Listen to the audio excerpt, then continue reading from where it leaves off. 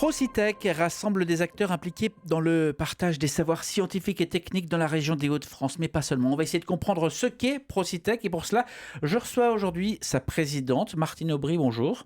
Bonjour. Alors non, vous n'êtes pas l'ancienne maire de Lille, Non, non, moi je suis la vraie. vous êtes la vraie.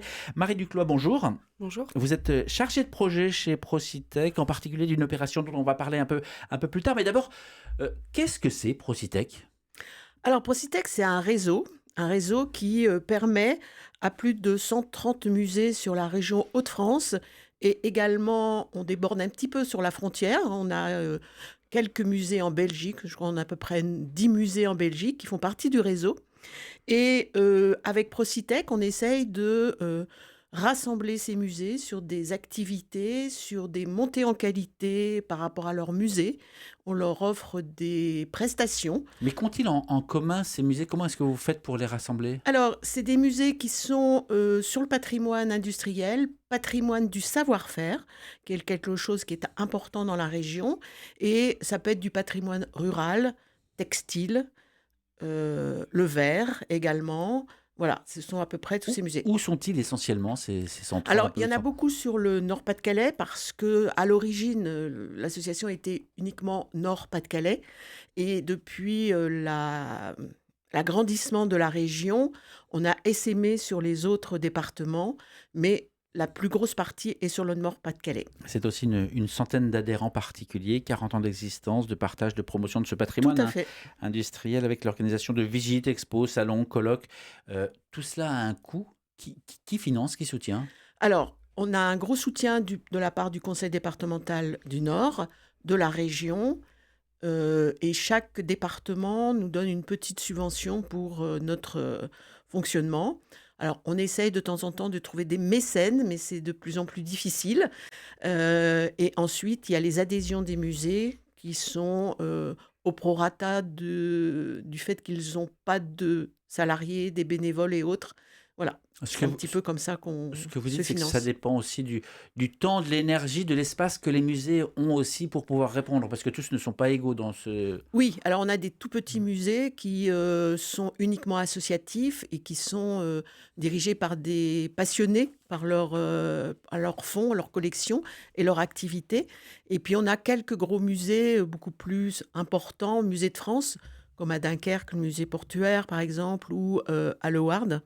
Voilà, mais ils ont toutes la même ambition de montrer le patrimoine industriel de notre région. Marie Duclos, parmi vos casquettes, il y a donc ces projets, chargés de projets, avec des opérations que vous organisez, que vous supervisez. Par exemple, quelle est la prochaine ? Alors, celle en cours qui vient tout juste de Voilà, démarrer c'est la ça. semaine dernière. C'est ça. On est sur les grandes figures des Hauts-de-France, inconnues ou méconnues ou connues. Combien de figures ? D'où viennent-elles ? Alors, celles que présentent les structures dans le cadre de l'opération, il y en a une trentaine, mais dans le cadre de l'exposition numérique qui viendra en complément de tous ces événements, il y en aura bien plus, c'est pas encore quantifié. Ça veut dire que ça se décline de différentes manières, hein. Il y aura du numérique et puis pas Oui. seulement. Oui, tout à fait. Là, le but, c'est la promotion de tous les événements créés par les structures dans le cadre de l'opération thématique. Donc certains en profitent pour mettre à l'honneur des figures locales qui sont justement méconnues du grand public et d'autres des figures de plus grande envergure comme par exemple Louis Pasteur. Comment vous les avez choisis ? Alors là, ce sont les structures qui ont proposé C'est ça. les figures qui souhaitaient mettre à l'honneur, soit parce que ces figures ont un lien direct avec l'origine de la création de leur musée, soit parce qu'elles ont été importantes dans une étape du savoir-faire qu'elles proposent. Donc ça, c'était vraiment libre cours aux structures. Et alors, parmi la trentaine de figures déclinées, c'est assez original parce que au moins 3 figures dans notre série RCF, les grandes figures du Nord qu'on a sorti l'an dernier. Il y a Jean Bart, il y a Norbert Segard ou encore Louise de Bétigny à découvrir ou à redécouvrir. Qu'est-ce qui fait la nouveauté de cette proposition ? La nouveauté de cette proposition, c'est des formats qui sont assez particuliers. Alors certaines structures en profitent pour valoriser leur espace permanent, et c'est très bien. Et d'autres proposent des formats qui sont vraiment très adaptés, comme par exemple une balade théâtralisée, des ateliers, des choses vraiment assez spécifiques. Un dispositif numérique itinérant à destination des scolaires, ça c'est l'Université de Lille qui va le proposer.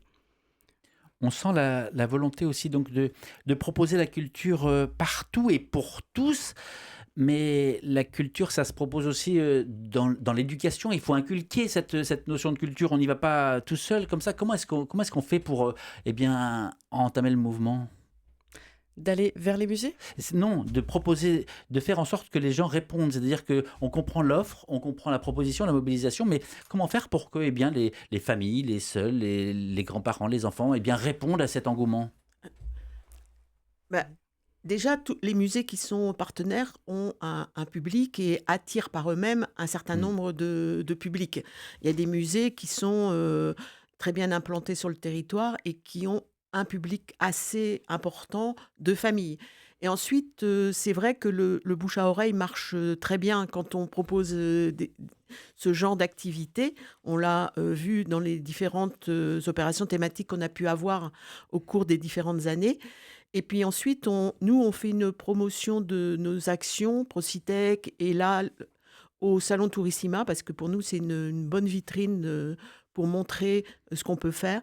Et du coup, à Tourissima, on a beaucoup d'associations, soit d'anciens, soit de jeunes, de collèges, qui viennent et qui voient les propositions qu'on a, et ça permet d'enrichir le public de nos musées. Mmh. On peut parler, aussi de la nouveauté à la rentrée sur RCF Hauts-de-France avec Marie, si vous voulez, dans un instant. Mais d'abord, est-ce que dans tous ces musées, puisqu'on vient de dire il y en a plus de 130, est-ce qu'il y en a qui sont peut-être originaux? Est-ce qu'il y en a qui vous plaisent plus? Est-ce que vous avez des relations particulières avec certains musées? Est-ce qu'il y a un musée qui vous tape dans l'œil particulièrement, par exemple?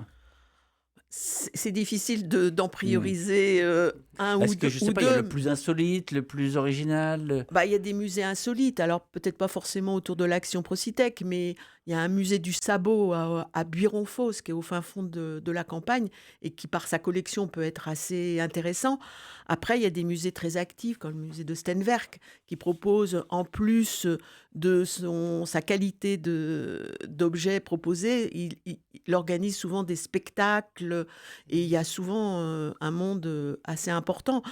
Après, c'est difficile de les choisir, quand on y va, nous, pour voir comment ils se portent, s'ils ont des soucis. Bah, c'est vrai qu'à chaque fois, on est très intéressé.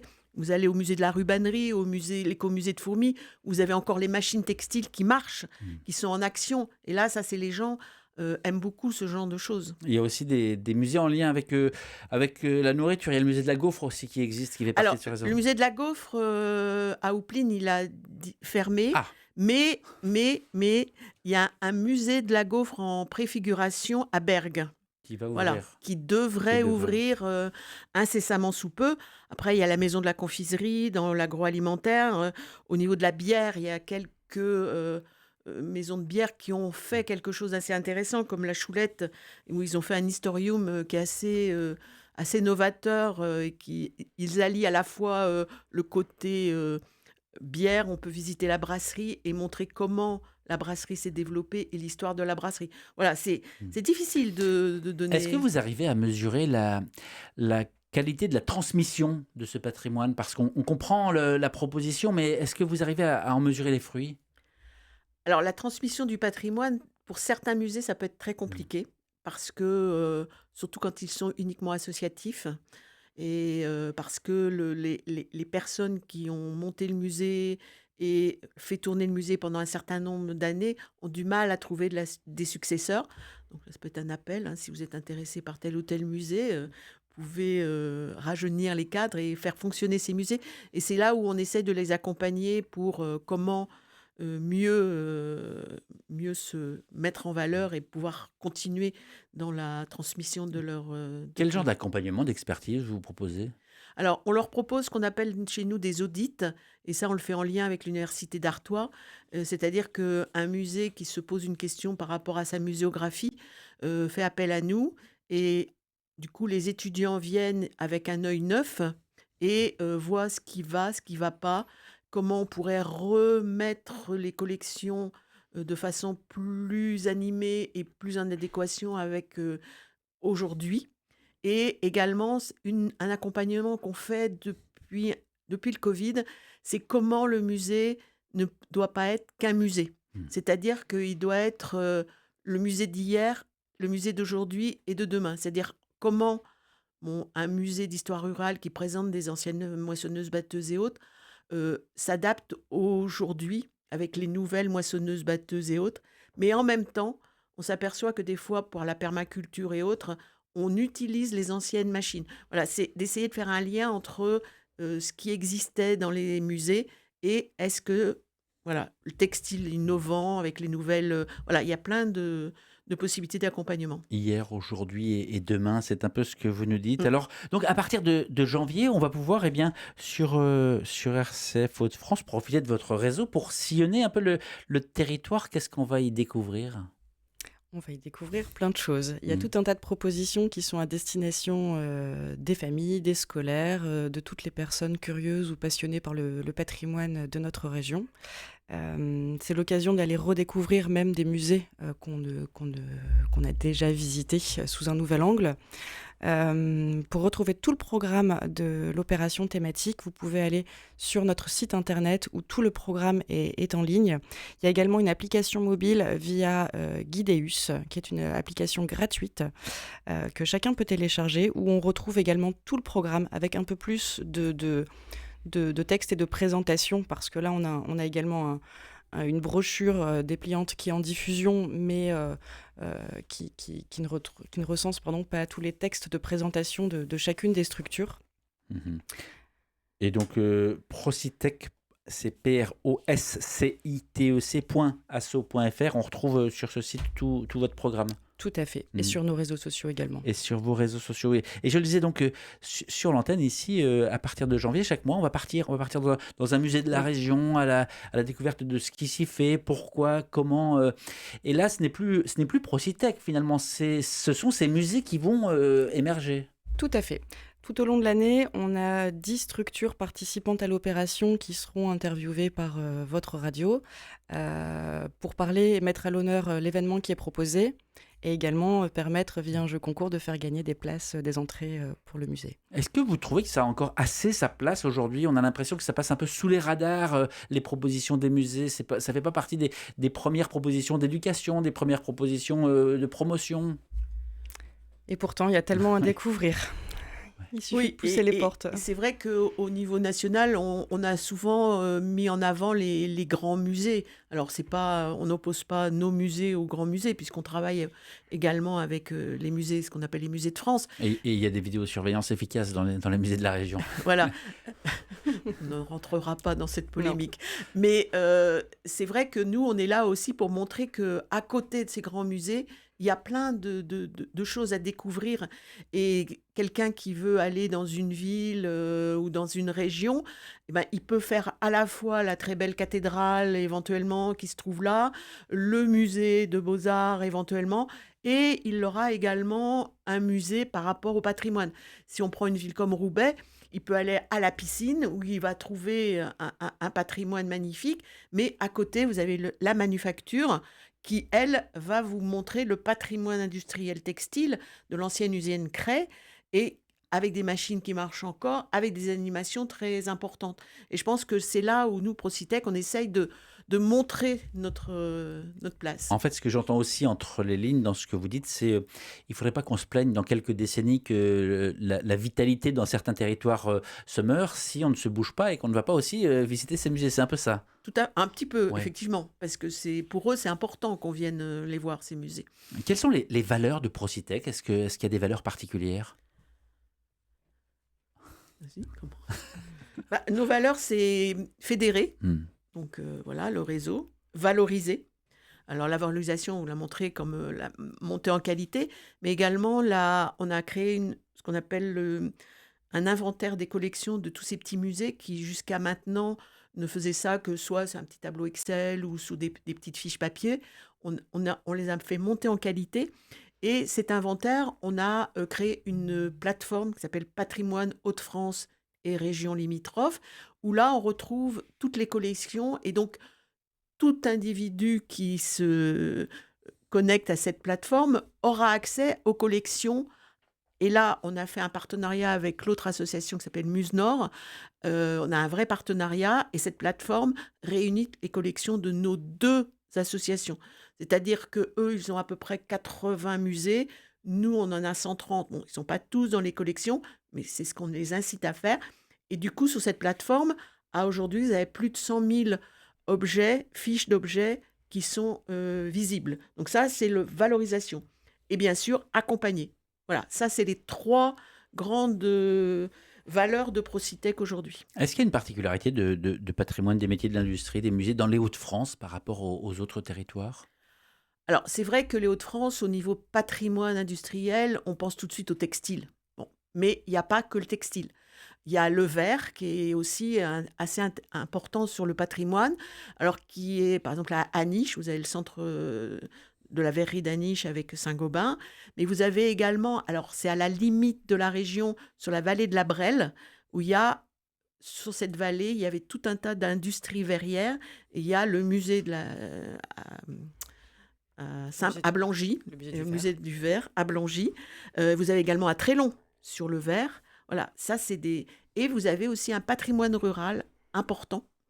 Et là aussi, Procitec est là pour essayer de faire témoigner ce qui existe encore dans tous ces patrimoines. On a des campagnes de mémoire, collection de mémoire des industriels.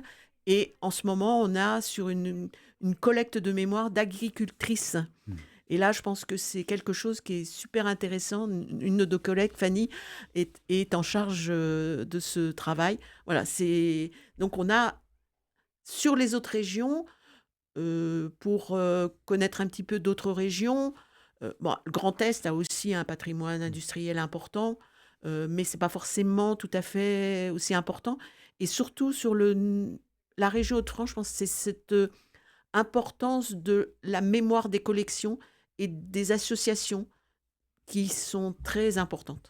Et vous parliez des agricultrices, de la place des femmes dans l'agriculture avec son évolution dans un milieu qu'on penserait très masculin, mais elles ont une place incroyable. C'est effectivement à découvrir et ça vaut le détour. Merci beaucoup à toutes les deux d'avoir Merci. pris le temps de venir répondre à ces questions. Marie Duclos, je rappelle que vous êtes chargée de projet chez Procitec, en charge notamment de l'opération thématique qui vient de débuter, et non qui Tout à va fait. débuter, qui vient de débuter. On a plus d'infos sur le site de Procitec, procitec.asso.fr. Martine Aubry, merci d'avoir fait Merci. le déplacement dans ce studio. Et je vous dis à très vite. L'entretien va être à retrouver sur le site rcf.fr et sur la page YouTube d'RCF Hauts-de-France.